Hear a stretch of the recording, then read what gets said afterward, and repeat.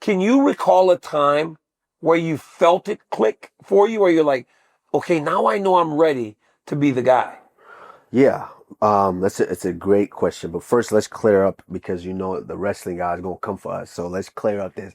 I was an Olympic Training Center resident. Yes, but you were chasing really, that dream. yeah, I was chasing that dream, really working up, and I was really competitive with those guys, and 1, 2, 3 guys on the ladder.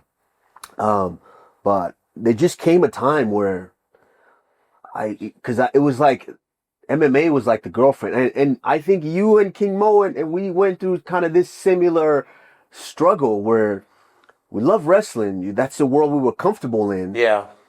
But you started flirting now with this new fighting, this new thing. It's like a new girlfriend. Yeah, so I went over there and trained a little bit. Man, kind of like this thing. So wrestling practice going on, and the coach is showing the moves, and I'm standing in the back while everyone's kind of taking a knee, sitting. I'm standing, watching the moves, but I'm shadow. Yeah, shadowing. I can imagine how just irritated Zadok or Slade, Brother Slade was at that moment, looking back there, and I'm doing shadow boxing while I'm watching them. Because you already gone. Your mind was gone. Mentally, I was starting to kind of cheat on wrestling a little bit. And so I made the decision fully after the 2012 trials, and I was like, I'm going to this. And of course, I'm afraid of it because it's a fear of the unknown. I don't know what's going to happen on that side. This is a dangerous sport. This is different. Wrestling, we were controlled in a sense. To where this is, they throwing elbows and knees. Oh man, I don't know about this. And I get in there, and obviously wrestling is the one tool that is the biggest tool to help you in that next avenue. I could kind of control the real estate of a sparring, but I never really thrown punches at someone. Yeah. Other than just street fights. And now I'm in a training session and I'm just getting whooped on. I'm telling you, it was one day, and I've told this story a few times. Rashad whooped me so bad, and he was on the road too, kind of like we are now. We're on the road for like 3 weeks, a month, and Rashad's on the road doing these shows, commentating and analyst.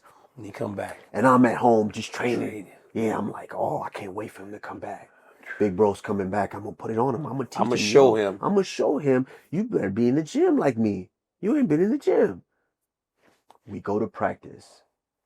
He's still talking on the side. I'm plotting in my head what I'm gonna do to him at this practice session.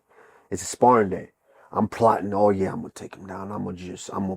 I know he ain't in shape. I'm gonna kill him. And he's still talking to like fans that would come into our gym, because we had a superstar gym at that point. Oh yeah, the Black Zillions. Black Zillions, crazy gym. And so we start sparring. I'm like, nah, I'm gonna give him like a round or two, let somebody get him tired, and then I'm gonna put it on him. And then we finally get going, like about the third, fourth round. This man persistently beat the shit out of me, took me down, crucified me. I shot him for takedowns, and I couldn't get him. Not only could I not get him, he stuffed about 2, 3 of them, and then he took me down. Come on. Took me down, held me down. You know, back then Rashad was heavy bottom. Like he could just, very good. Oh man, he was crucifying me and just kind of play with me, and it was just a long ride home that day. That's crazy. You know how you just get beat up. I'm staring out the window. I'm not looking at him. He driving, and I'm not looking at him. I'm staring out the window, trying not to make eye contact. Your head, like yeah, I can't believe he did this to me. That's bad. That moment, that moment almost broke me. But it wasn't until like a year and a half later, I was sparring with one of our guys, Danilo Villafort, who was one of the Villafort brothers. Good. Yeah, really good. And we're sparring, and Danilo he used to be a bully when his sparring session. He would just bully some of the like us that weren't that great at us this year. He bullied me, but it made me better. It made me tougher. One day he was preparing for a fight, and he's going crazy, and I could see the shots a little better. I could see him a little better. I could defend myself. I can block, and when I block it wouldn't hurt as bad. And I'm staying in there. And then maybe 10 seconds left, I throw a hook, left hook, and I don't feel anything, but I just throw it. Round's over, and he goes over, and he comes back to me towards the end, and he goes, it was almost like he wasn't mad at me, but he was almost like, "Damn, you almost fucking knocked me out." I was like, "What?" He was like, "Yeah, you almost fucking knocked me out with that left hook. Made me almost kind of, you know." And I just remember saying to and he was like, kind of like telling me like, "Good job." I Yeah. almost remember walking out of that practice going, "Oh, I'm ready. I am getting, something is working here." Yeah. And at that moment, I was like, okay, maybe I can do something with this. Yeah. Yeah. And then you became a guy that was known for pace, pressure, cardio, and mental and fight IQ.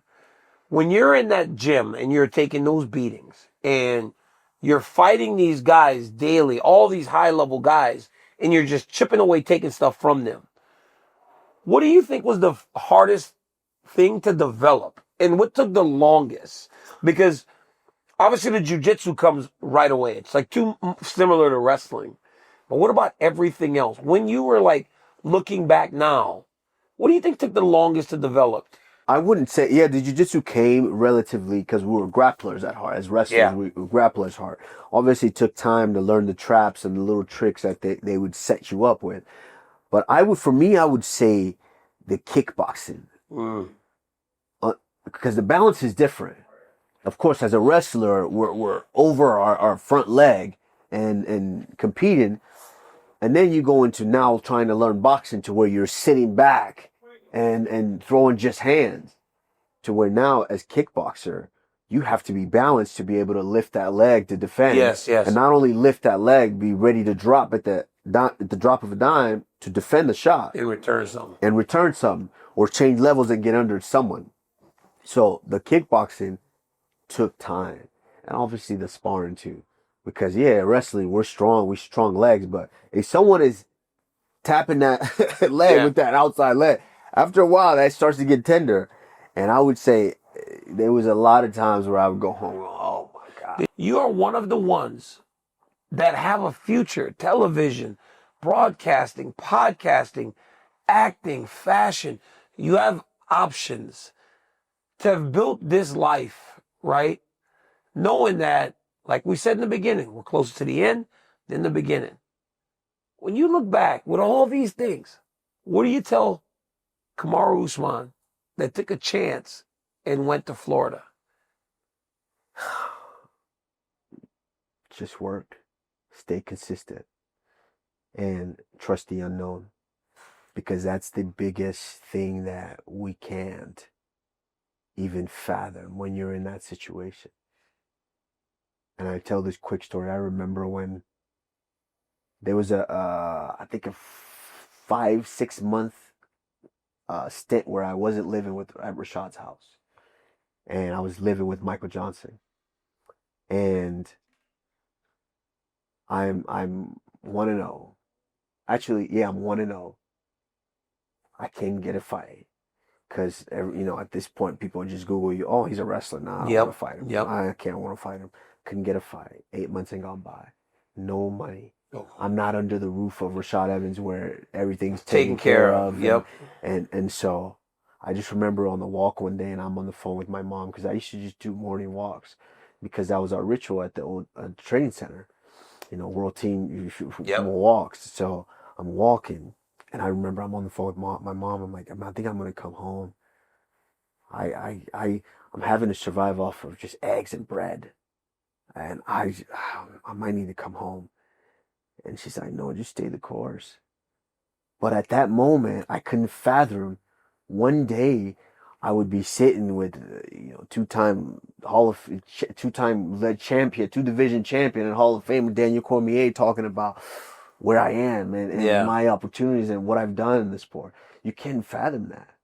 And so if I had and I tell these to fighters nowadays, it's just, hey, just work and trust that the work will get you there. Yeah. Because that's the only way you could quantify the sacrifice and also the success level. Yeah. Is that consistent work. Come on, I ask everybody that sit down with me, when it's all said and done, how do you want to be remembered? This is something I'm struggling with right now.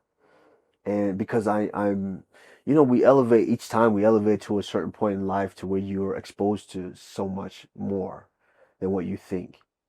And to this layer that I'm in now, I'm exposed to a different set of people, and just understanding their minds and how they are. And it's tricky because I'm like, I don't want to be like that. I don't want to be like that. To where I have met some people, but it's very few people that I've met to where I can say they did right by me. Yeah. And when I leave, when I'm done with this sport, my mission and my goal right now, and I'm not perfect, I'm not, but I want everyone that had an encounter, had a bump in with me, had a run in with me, did business or did anything with me, I want them to say, he did right by me. Yeah. Coaches, you know, trainers, managers, everyone to say, he did right by me. Yeah. Well, I tell you one thing, man. That's the message I'll give people as we go forward. Is this Kamaru Usman did right by me, guys? Kamaru Usman, as I said earlier, is one of the greatest fighters the UFC has ever seen. Obviously, as you get to know more about him, he's one of the most well-spoken, well thought of, and thoughtful individuals. Like I said, father, champion, uh, podcaster, actor, fashionista. You can do it all. You're well thought out. What? Everything is with Of course, of course. a purpose, and that's to be appreciated. Thank you, I my thank you for brother. joining me. Thank you. Guys, until next time, like, subscribe, and tell your friends about my YouTube channel. And don't ever miss an episode of the Daniel Cormier Show. Until next time, peace.